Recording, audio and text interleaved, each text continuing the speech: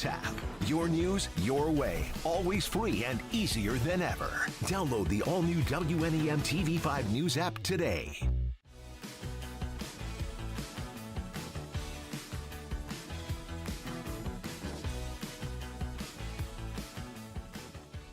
Summer's here and Focus on 5 is ready to turn up the fun with more to see, more to do, and more stories to share. We're bringing you hot savings with our better deals on your favorite or your new favorite local businesses. With TV5 Plus on Roku or your streaming device, you can rewatch your favorite segments whenever you want. Get out, explore more, and experience the best Mid-Michigan has to offer. Weekdays at 3 right here on WNEM TV5.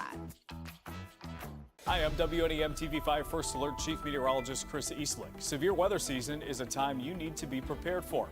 Start by downloading the free WNEM TV5 First Alert Weather app. Just scan the QR on your screen. The First Alert Weather team is constantly live streaming, keeping you updated and verifying data across mid-Michigan. You'll get interactive radar, custom alerts made for your location, and real-time updates. The app that comes with your phone doesn't even come close. But most importantly, the First Alert Weather app will help keep you safe when severe weather is a threat.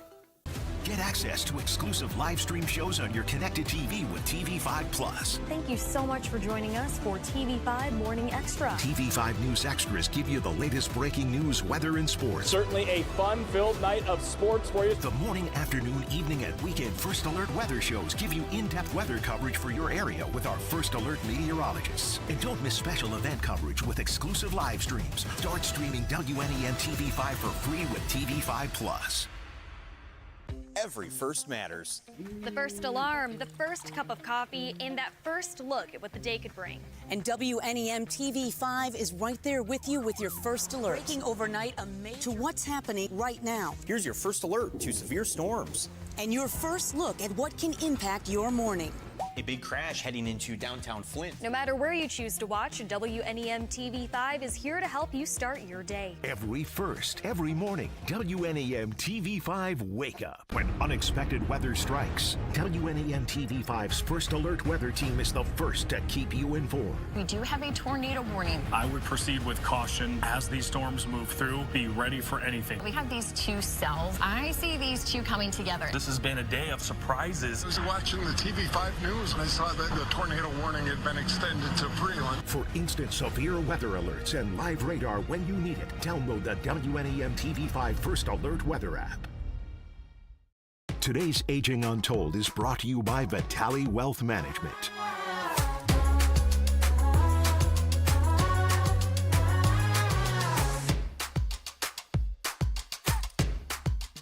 Today on Aging Untold, drug and alcohol addiction can be a struggle at any stage of life, and it remains a serious battle for many seniors. Addiction can explain a bad behavior, but it's never going to excuse it. We'll talk about the pitfalls of addiction and why it can be especially challenging for caregivers supporting those at risk. Then, from first loves to life lessons, older adults hold memories we can't replace. Everyone deserves to have their story heard. How you can unlock those unforgettable stories and save them for a lifetime. Also, a Dog's Day.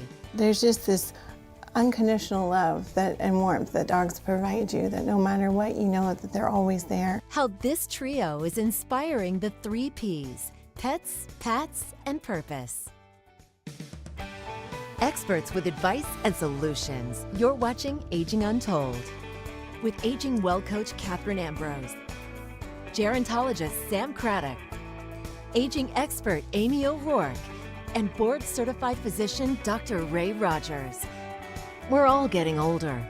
It's about time we talked about it. Welcome to Aging Untold. Drug and alcohol interventions are tough, especially when the struggle has been building for decades. Dr. Ray, when drug and alcohol use increases in adults over 60, what are the biggest health risks that we should know? Well, I think people need to realize that addiction looks different in older adults and in people with cognitive decline than it does in just your general population where they have cravings. When you have cognitive decline and you're older, it tends to start off with prescriptions, and then a lot of times they'll progress into the alcohol and things like that. And the brain, as we age, it loses its sensitivity, Your processing speed is a lot slower, and you don't clear substances out of your system as quick as you did before. So things tend to start building up because they're lingering around. So you'll have medications, you're drinking, and many times people will forget they had the medications because they get memory loss in that, or they get kind of disoriented, you know, and falls tend to occur more. So it's a whole different spectrum than what we're used to in the general population, I would say. And I think the addiction itself causes harm for the caregiver. And that's the hardest part, because there's so much guilt of, you know, they're old, I can't abandon them. If I leave, who's going to take care of them? And I have to always say, you know, addiction can explain a bad behavior, but it's never going to excuse it. And you don't have to be that person's punching bag. They've made a choice, and you have to make the choice to protect yourself. And unfortunately, you know, you've seen it, Amy, where in communities, they don't want to accept somebody in that's actively seeking drugs or seeking alcohol and dealing with addiction issues. So we're kind of in that rock and hard place. Well, it reminds me of a woman who had to be moved into a community, older, alcoholic, tired daughter, just tired.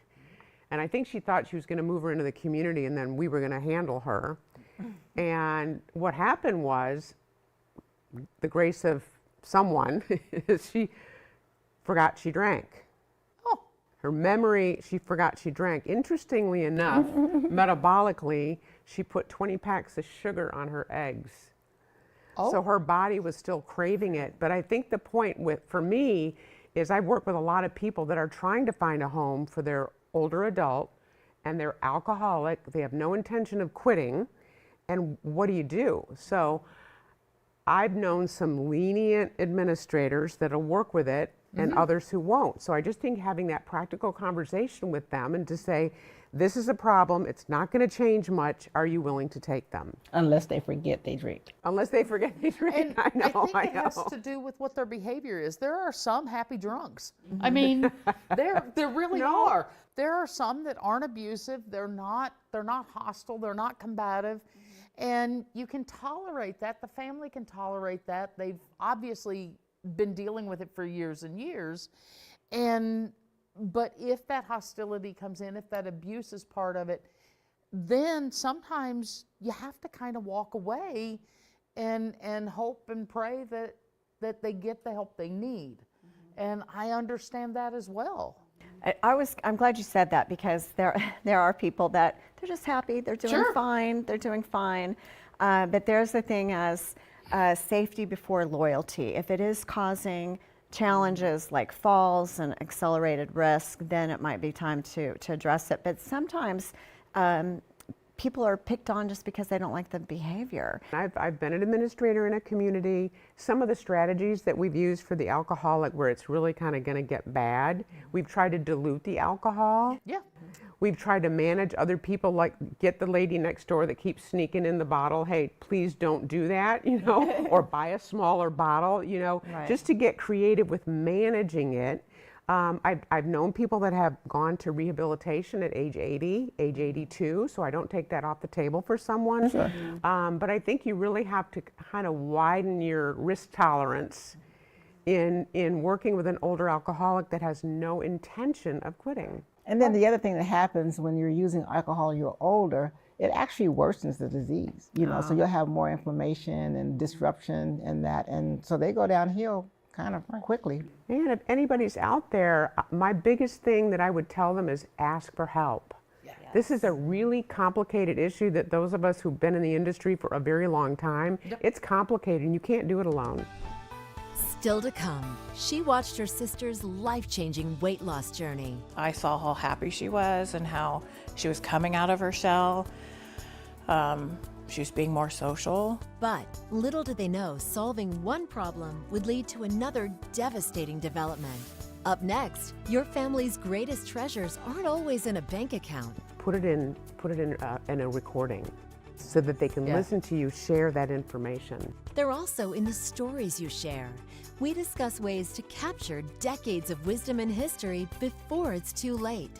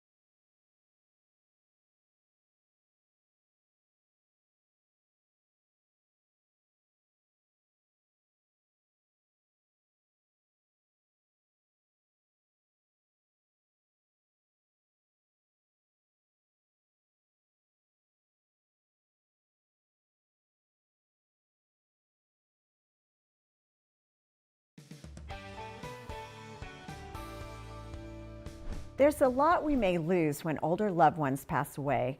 Among them are their life stories and historical perspectives. That's why making the most of the time we have with those relatives while they're still here can benefit future generations.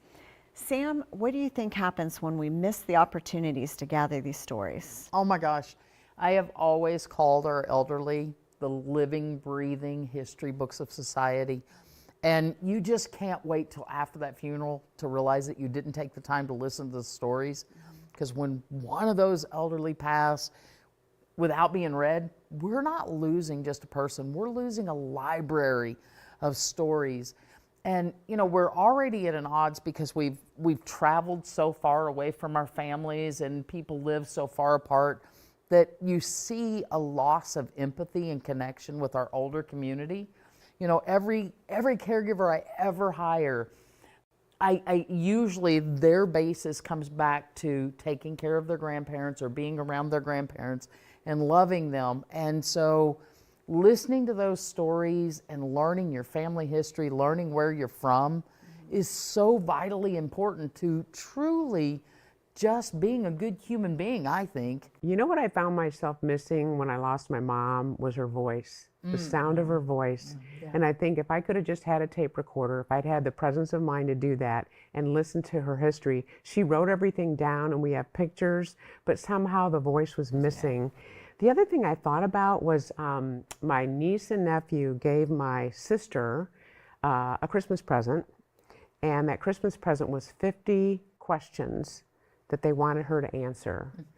And it was emotional memories and history. And I'm gonna go today and say, you've written all the answers down, but put it in a recording. Yes. So that they can listen to you share that information. There's a lot of regret that people have, especially as they age, thinking about maybe how they treated their parents or they didn't gather enough information.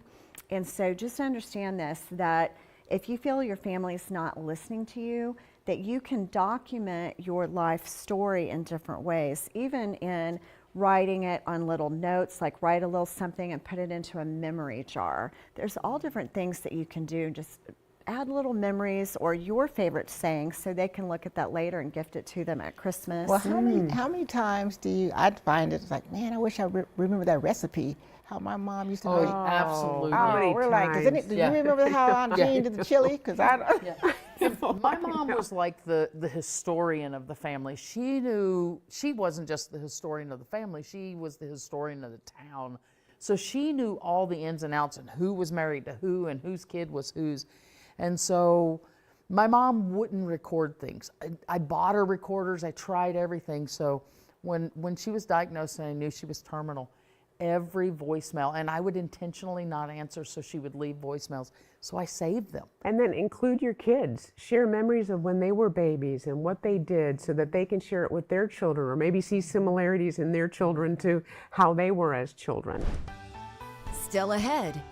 Sorry for coming to make a visit? Frankie boy, you behaving yourself? He is. We go to work with the pups of Paw Patrol and show you how they inspire moments of comfort and joy for veterans. After the break, swapping one addiction for another.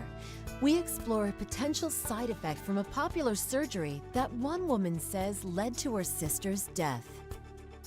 Find more Aging Untold content on your favorite social platform.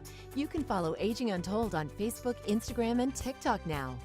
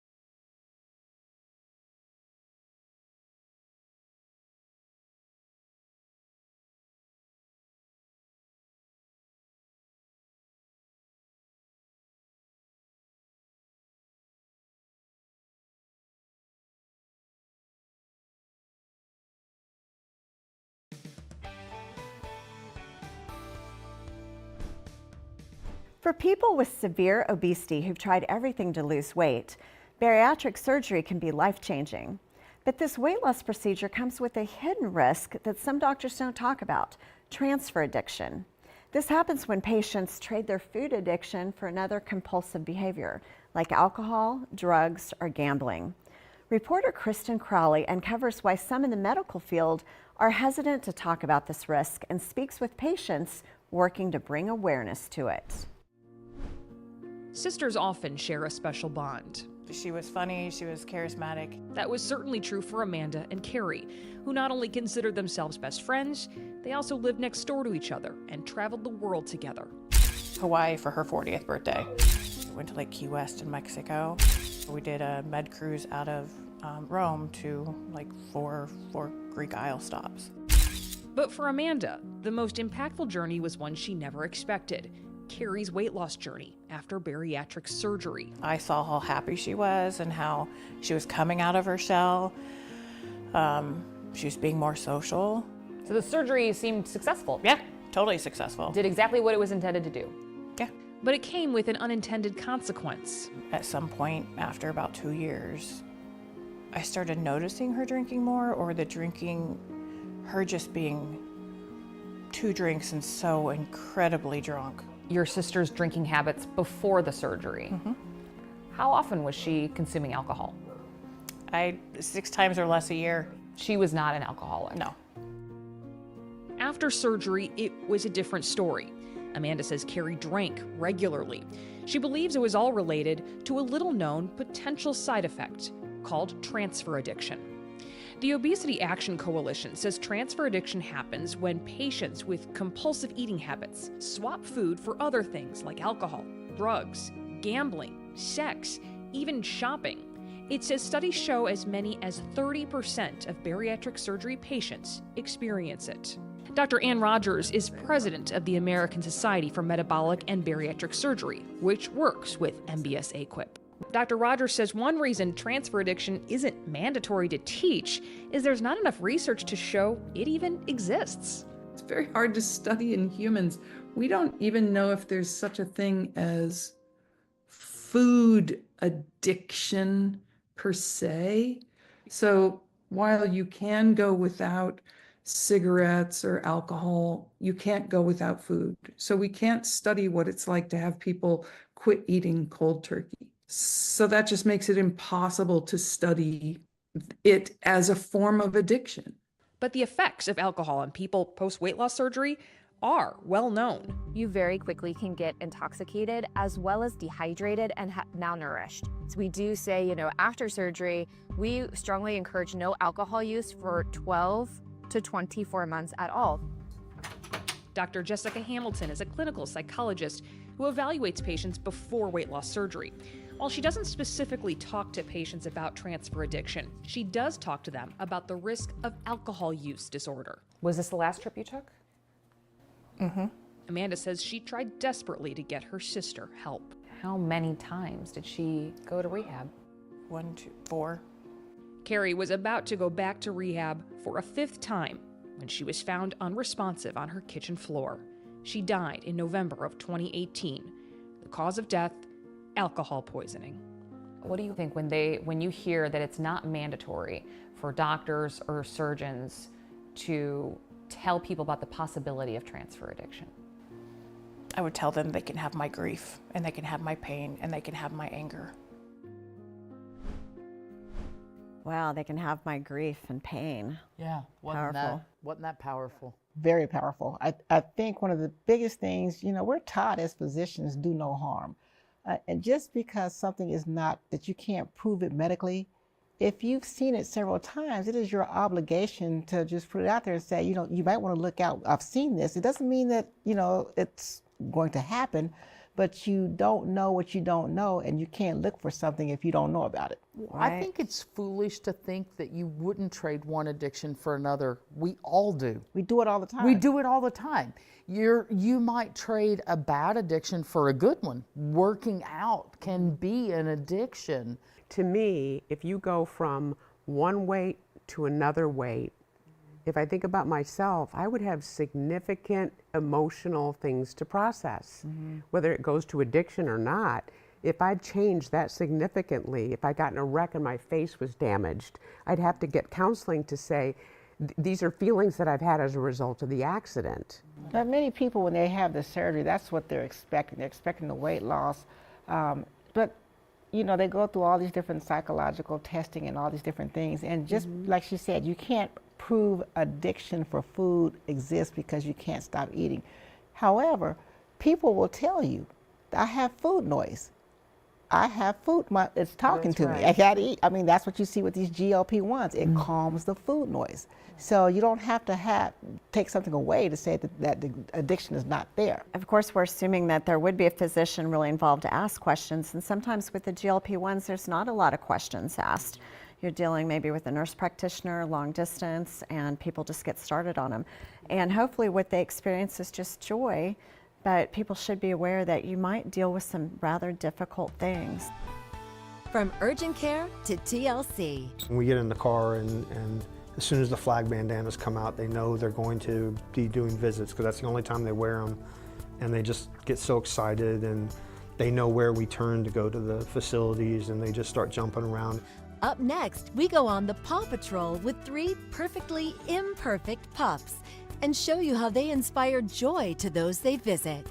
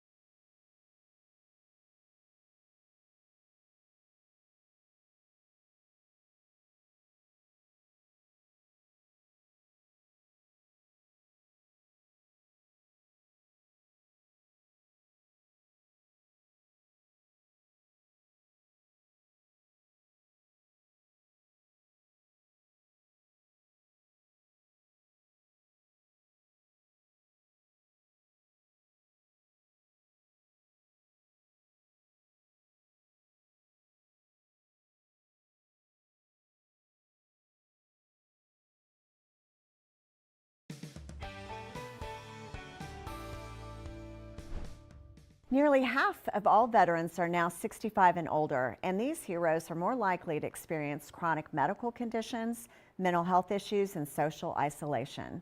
A nonprofit called Heroes Bridge in Virginia helps many elderly veterans enjoy a better quality of life. Deborah Alfarone shows us how 3 imperfect pups thank them for their service.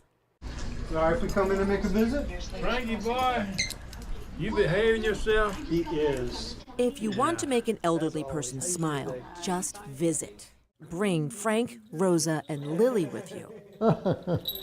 That's a good dog. There's just this unconditional love and warmth that dogs provide you, that no matter what, you know that they're always there. Meet Carolyn and JD, the couple volunteers for Heroes Bridge, a nonprofit dedicated to helping elderly veterans. Come on, buddy. Here. They bring their 3 service dogs to visit assisted living facilities and rehabilitation centers in Virginia. The program is called Paw Patrol. Oh, it's always nice to have company. First stop, a visit with Larry. He served in the Korean War. He and his late wife used to own dogs. My wife and I were together for more than 60 years. And so it's tough to let her go. A lot of these veterans, they used to have dogs, and it brings them, joy to see and remember. These veterans face different battles now, from medical to social isolation. Good dog. These pups have struggles too. Rosa's 2 front legs were broken, the right one catastrophically. Rosa doesn't know any different. She just runs and plays and loves people. Lily was rescued from a hoarding situation. She's missing her 2 back paws. And Frank is a medically retired bomb-sniffing dog. He had wounds to his back right leg and his tail that required an amputation of both. Carolyn is a veterinarian and JD a veteran. When we get in the car and as soon as the flag bandanas come out, they know they're going to be doing visits because that's the only time they wear them, and they just get so excited, and they know where we turn to go to the facilities, and they just start jumping around. And then it's time to see Richard and Linda. I don't know what it is, but they're a friend. They really are. It's nice to have friends visit. Yes. People that are in these facilities may not have a lot of moments of joy, and if we can bring them 1 at least, or 3, at that time, then that's all that matters. I loved that story. Oh, dogs are just the best, and God bless those people for making those 3 dogs available to those people in the community. And saving the dogs. God bless them for saving the dogs. All 3 of them are rescues, and They have trauma themselves. Yeah. And look how happy the dogs are when they get their little scarf on. I'm not even a dog lover, and I might reconsider. Oh, yeah. They're just the best. Did you notice the big guy had a GoPro on him? Yeah. He had a GoPro on his back. I tell you, I love dogs. I have 2 of them. I'd have 10 if I could get away with it. My husband would not let me do that. But if I'm older and I'm in a wheelchair and there aren't dogs around, shame on anybody that knows me. Right. You know what I Like, mean? please bring me dogs. We're all getting older, and it's about time we talked about it. We'll see you next time on Aging Untold. On the next Aging Untold, it's important who and how your aging loved one is cared for. They've owned a home care agency for years, but I worked as a private caregiver, so I've seen both sides of this coin. We break down private care versus agency care and explain the differences so you can make the right choice for your family.